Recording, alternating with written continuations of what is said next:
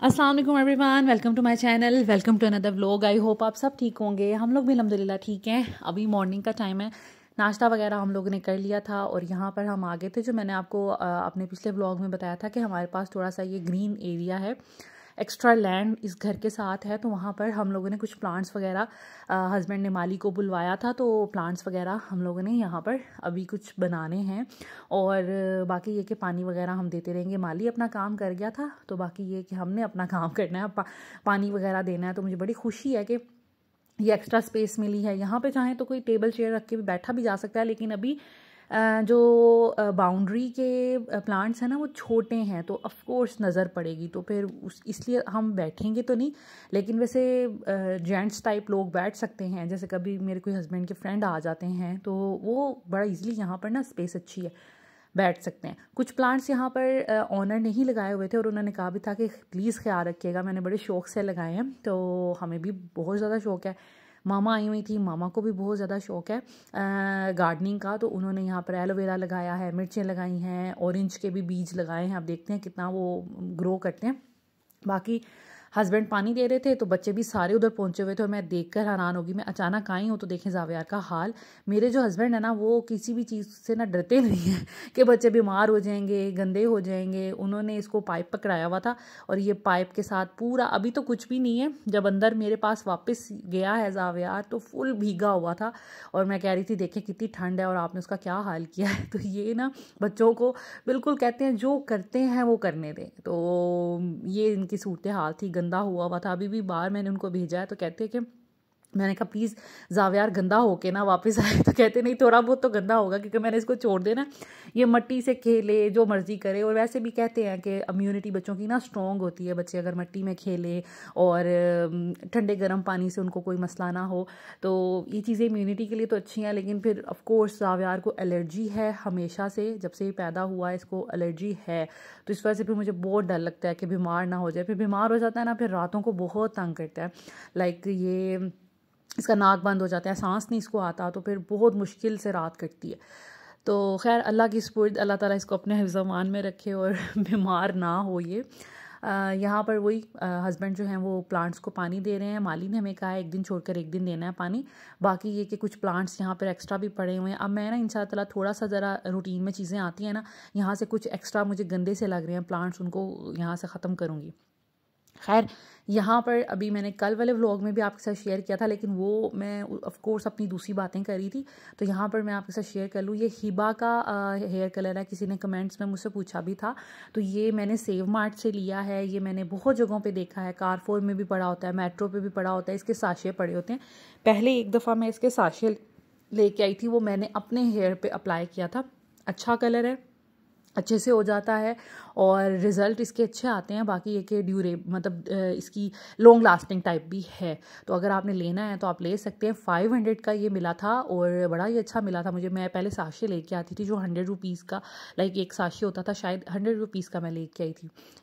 उसके बाद अब मैं इस दफ़ा फिर मैंने कहा पूरी ये क्रीम वाली ही ले लूँ। मामा के सर पे मैंने अप्लाई करना था, तो बड़ी अच्छी इसकी एप्लीकेशन थी, बड़ा अच्छा क्रीमी इसका टेक्सचर था, मुझे बड़ा ज़बरदस्त इसका लगा। बाकी इसके साथ जो पैकिंग में आता है, ये इस तरह की एक ट्यूब मिली थी जो कलर के लिए होती है।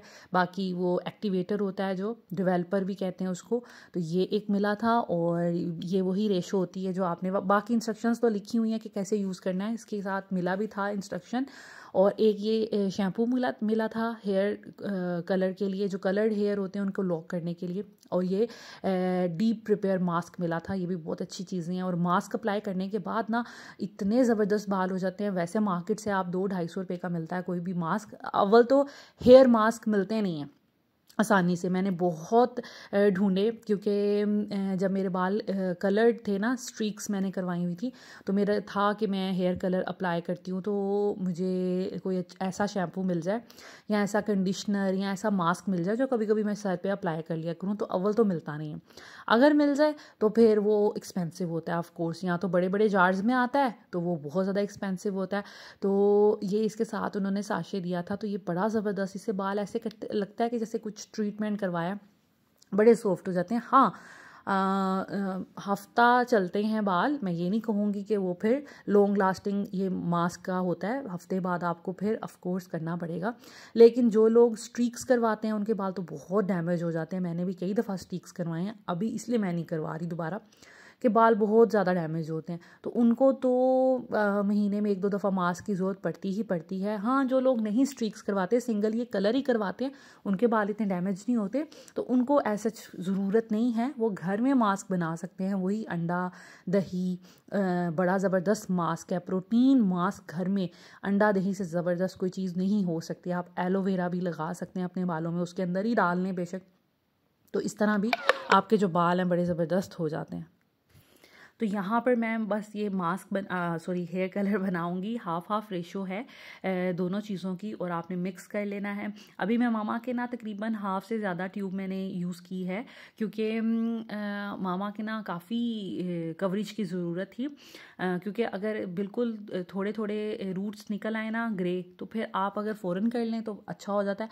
अब मामा के काफ़ी ज़्यादा निकल आए थे, तो फिर मैंने सोचा कि मैं ज़्यादा बना लूँ, और बाकी ये कि मैं मामा को साथ ही दे दूँगी। 1 महीने के बाद या 15-20 दिन के बाद थोड़े थोड़े रूट्स निकल आएंगे, तो वो मामा खुद ही टचअप कर लेंगी। बाकी ये कि मामा के बाल बहुत ज़बरदस्त हैं, मुझसे तो कई गुना ज़्यादा अच्छे मामा के बाल हैं। मामा ने सारी लाइफ जो है वो लगाया है सरसों का तेल, और कोई भी शैम्पू कोई भी यूज़ कर लिया।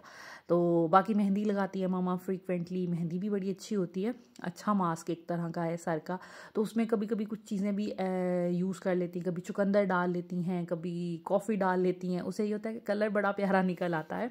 अगर आपने कोई रेडिश की तरफ जाना है तो चुकंदर डाल लें आप, और अगर आपने ब्राउन की तरफ जाना है तो फिर आप उसके अंदर कॉफ़ी डाल लेना, तो बड़ा अच्छा हेयर कलर सा बन जाता है।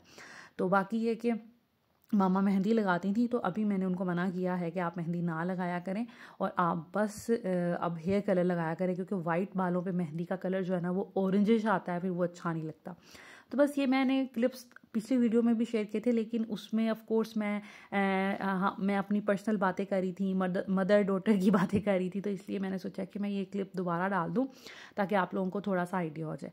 मामा जब भी आती हैं तो ऑफ कोर्स मैंने उनका मैनिक्योर पेडिक्योर, उनका फेशियल करना ही होता है, और अगर बालों को भी ज़रूरत हो हेयर कलर वगैरह की तो मैं यूज़ कर लेती हूँ और उनको हेयर कलर दे देती हूँ, क्योंकि वो ख़ुद तो अपना ख्याल नहीं रखती। तो बस मेरी यही कोशिश थी कि मामा अब जाने वाली हैं तो अच्छी अच्छी बन के जाएँ, नीट एंड क्लीन। वैसे तो अपना ख्याल रखती हैं, लेकिन फिर भी और अभी तक सब लोग जो भी मेरी मामा की स्किन देखते हैं ना, अभी तो आपने लाइव नहीं देखी, मामा की स्किन माशाल्लाह माशाल्लाह बहुत ग्लो करती है।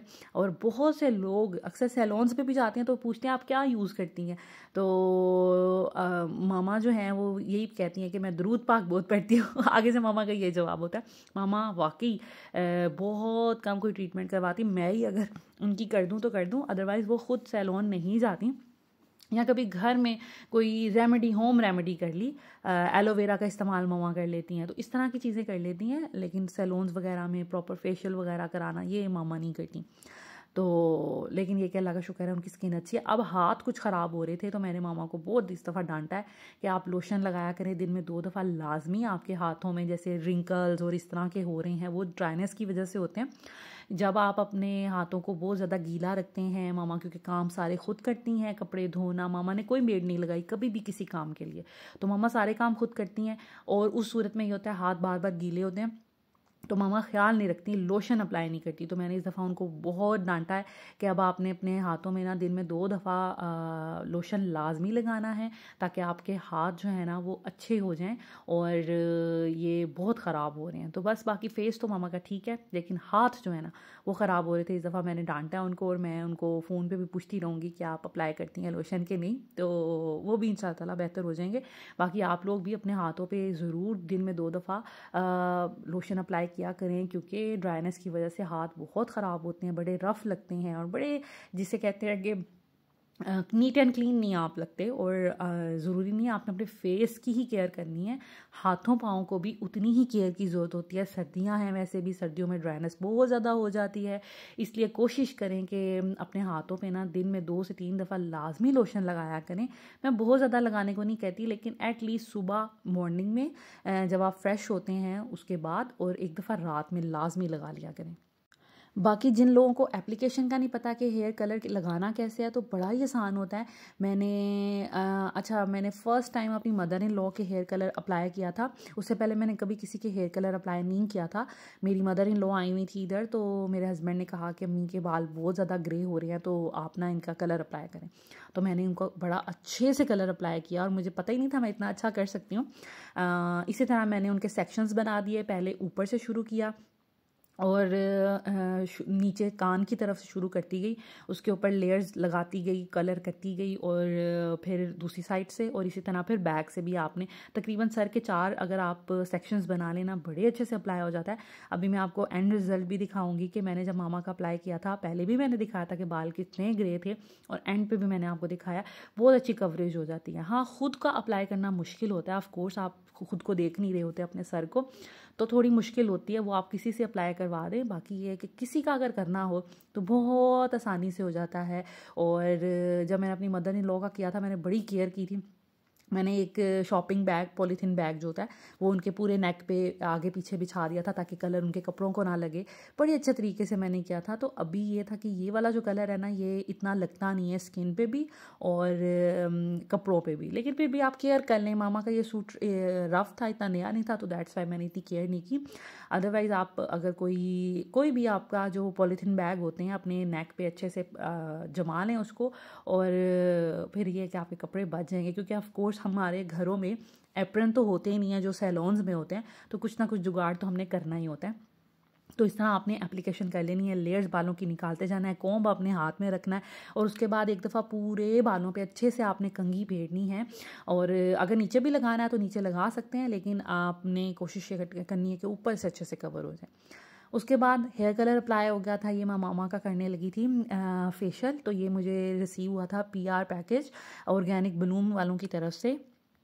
इसका इंशाल्लाह ताला रिव्यू मैं अपने नेक्स्ट व्लॉग में आपके साथ शेयर करूंगी। मुझे क्या क्या चीज़ें रिसीव हुई थी, कैसी थी, प्राइस क्या है, और इनकी सारी डिटेल्स, और मैं ख़ुद भी अपना ट्रीटमेंट करके आपको बताऊंगी क्या क्या चीज़ें मुझे अप्लाई हुई थी, रिसीव हुई थी करके। इंशाल्लाह ताला डिटेल वीडियो मैं नेक्स्ट व्लॉग में आपके साथ शेयर करूँगी। तो ये बस मामा का मैं करी थी। ये 5-in-1 इंस्टेंट वाइटनिंग फेशियल है, ठीक है, और इसका रिजल्ट बहुत अच्छा आया था। आपको पता है कि माओं की स्किन, माएँ क्योंकि अपनी केयर नहीं कर रही होती, हम लड़कियां तो कर ही लेती हैं, लोशन भी अप्लाई कर लेती हैं, कभी कभी स्क्रबिंग भी कर लेती हैं, कोई रेमेडी भी यूज़ कर लेती हैं, लेकिन हमारी मदर्स अपना ख्याल नहीं रखती।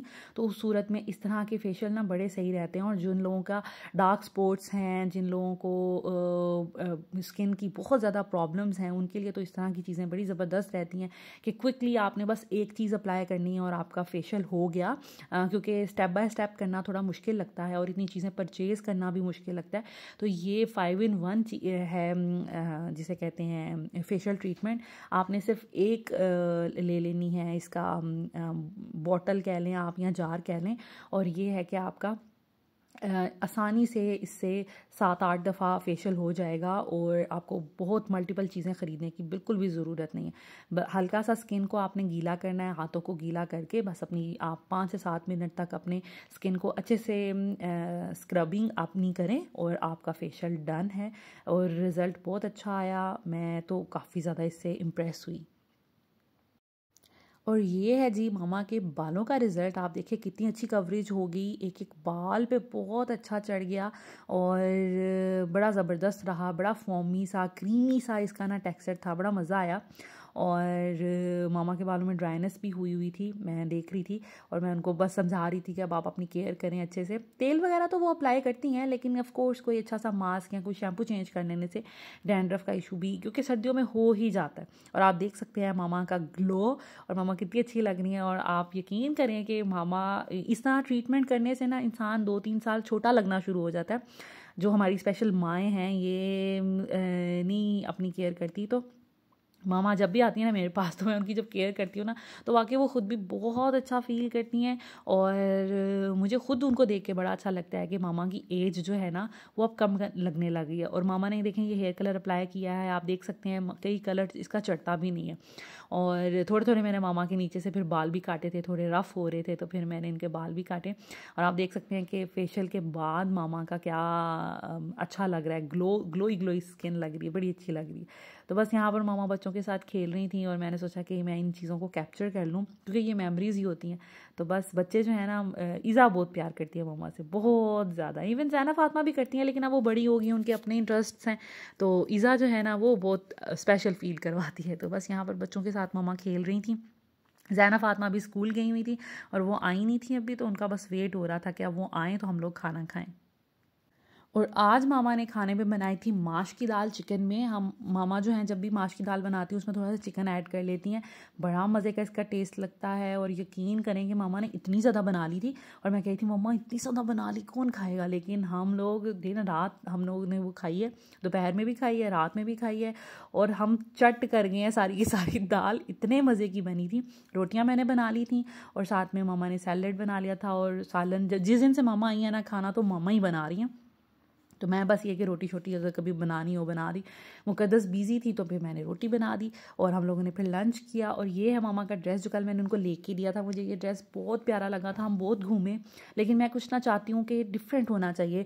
गला दामन वाले सूट भी हों लेकिन उसमें कुछ एलिमेंट डिफरेंट होना चाहिए। अब ये सूट जो है डिसेंट है क्योंकि इसकी जो बेस है ना वो बेज कलर की है, उसके ऊपर मल्टी कलर के थोड़े थोड़े फूल बने हुए हैं, और ये जो पैनल इसके ऊपर आ रहा है ना, ये पर्पल से कलर का, ये इतना ज़बरदस्त लग रहा है। इस किस्म के ड्रेसेस ना सना सफ़ीनास के होते हैं और आपको पता है कि उनके 4-5 हज़ार से कम ड्रेस नहीं मिलता, वो काफ़ी एक्सपेंसिव ब्रांड है। और ये मुझे मिला था तकरीबन 3650 रुपीज़ का, शायद इतना 3700 का मिला था। 3 पीस सूट जो कि बड़ा ज़बरदस्त है। आपको पता है कि सर्दियों का जो वैरायटी होती है थोड़ी एक्सपेंसिव होती है। ये इसके बाजू थे और इस तरह का कुछ, इसका बैक भी सेम ही थी, बस फ्रंट पे ये जो गला बना है ना, और ये रूटीन का नहीं है, ये बिल्कुल लॉन्ग सा बना है, इसलिए बहुत अच्छा लगा मुझे। ये इसका ना कॉटन नेट टाइप का दुपट्टा है, बड़ा प्यारा सा, मैं एक्सप्लेन नहीं कर सकती ये कौन सा फैब्रिक है, रेशमी सा फील हो रहा था और बड़ा ही फॉल वाला दुपट्टा, मुझे बड़ा ज़बरदस्त लगा। हमने कोई पूरी शॉप फिर ली और मैं चाह रही थी कि मामा को एक शूज़, कोई अच्छे से शूज़ भी लेके दूँ, लेकिन कोई पसंद ही नहीं आए। और फिर मामा भी इंसिस्ट करने लगी कि नहीं मैंने नहीं लेने शूज़, और रहने दें, और मुश्किल से उन्होंने एक ड्रेस लिया। और मुझे ये था कि मैं मम्मा को और भी शॉपिंग करवाऊँ, लेकिन वो बहुत इंसिस्ट कर रही थी कि नहीं करें, वो फिर गुस्सा हो जाती है। तो खैर यहाँ पर मामा अब अपनी पैकिंग कर रही थी। मामा ने अब चले जाना है, मामा को 1 हफ़्ता हो गया है आए हुए, और पीछे बाबा भी हैं, भाई भी हैं, तो इस वजह से मामा को बड़ी फ़िक्र पड़ी हुई थी। अभी बाबा के पास मेरी सिस्टर थी, बाबा और भाइयों के पास, तो वो उनका टेक केयर कर रही थी, खाना चाना बना के दे रही थी। सिस्टर मेरी लाहौर में ही होती हैं और करीब ही रहती हैं, तो फिर उन्होंने कहा था कि मैं आपकी शिफ्टिंग में हेल्प तो नहीं कर सकती, लेकिन मैं ये कर सकती हूँ कि मामा आपके पास रहें और मैं मामा का घर संभाल लूँ, मैं इतना सा कर सकती हूँ। ये भी बहुत बड़ी बात है, तो थैंक यू सो मच आप वहाँ पे स्टे किया है आपने, तो मामा फिर इधर आ सकी हैं और ये पॉसिबल हो सका। तो खैर मामा अपनी पैकिंग कर रही थी। मामा ने मॉर्निंग में निकलना है तकरीबन 7 बजे की ट्रेन से, तो मैं फिर रात में हस्बैंड पाए लेके आए थे, तो मैंने सोचा कि पाए बनाती हूँ मज़े के और मामा को खिलाती हूँ। और हस्बैंड का भी दिल था, सर्दियाँ हैं वैसे भी, तो आपको पता है कि इस तरह की डाइट अच्छी लगती है, ये इस तरह का फूड अच्छा लगता है, तो फिर पाए मैंने सोचा कि आज बनाती हूँ नए घर में पहली दफ़ा। और वैसे भी नेबर्स की तरफ से ना हमें आया था परसों सूप, उन्होंने बड़ा मज़े का भेजा था, तो मुझे बड़ा अच्छा जेस्चर लगा, बहुत ही अच्छा लगा मुझे। तो फिर ऐसा नहीं हो सकता कि मेरे घर कोई चीज़ भेजे तो मैं खाली बर्तन भेजूँ, ये हमारी ट्रेडिशन नहीं है, तो भर के ही भेजते हैं हम। ये मैंने बात अपनी सास से सीखी है। तो फिर यहाँ पर मैंने सोचा कि पाए बना रही हूँ तो उनके घर भी भेज दूँगी और हम भी खा लेंगे। तो बस ये मैंने इसकी भुनाई की है, इसमें मैंने लहसुन, अदरक, प्याज, नमक, मिर्च, हल्दी, थोड़ा सा सूखा धनिया पाउडर और गरम मसाला पाउडर, गरम मसाला मैं साथ ही डाल देती हूँ, वो डाला, पानी डाला और पायों को रख दिया तकरीबन आधे घंटे के लिए गलने के लिए। आधे घंटे में बहुत अच्छे मटन के पाए गल जाते हैं। उसके बाद भुनाई करूँगी ऑयल डालकर और फिर इसके अंदर मैं पानी डाल के शोरबा बना दूँगी। तो ये है जी पाए की लुक। अच्छा ये इसमें कलर नहीं इतना अच्छा आ रहा, लेकिन बड़ा ज़बरदस्त बना था। और ये उनका बॉल जो नेबर्स की तरफ से आया था, इसमें मैंने फिर इनको पाए शाय डाल के तो अभी भिजवाऊँगी और हम लोग भी खाएंगे। सो दिस इज़ इट। आज का व्लॉग बस इतना ही। अभी हम सिर्फ अपना जो खाना है ना रात का वो करेंगे इंजॉय। सुबह मामा ने चले जाना था, फिर थोड़ा सा मामा ने सुबह नाश्ता भी पाए का कर लिया था। अभी मामा रास्ते में होंगी, चलेगी होंगी जब मैं वॉइस ओवर कह रही हूँ। सो this is it. Thank you so much for watching this video. अगर वीडियो अच्छी लगे तो प्लीज़ लाइक एंड शेयर कर दीजिएगा, चैनल को सब्सक्राइब कर दीजिएगा और बेल आइकन को प्रेस कर दिया करें ताकि आपको हर आने वाली वीडियो की अपडेट मिल जाए। और ये है रियल कलर सालन का। वो मुझसे गलती से ना जब मैं एडिटिंग कर रही होती हूँ तो कैमरा जो है ना मुझसे वो उसका इसमें मसला ये है कि कुछ ना कुछ इसमें ना फ़िल्टर ऐड करना पड़ता है, फिर रियल कलर आता है। आई डोंट नो क्या मसला है, तो उसकी वजह से थोड़ा सा इग्नोर कर दिया करें कहीं से अगर पिक्चर या कहीं कलर कोई डाला जाए। So this is it. अभी हम अपना खाना इंजॉय करेंगे and that is it. Thank you so much. Take care. अल्लाह हाफिज़।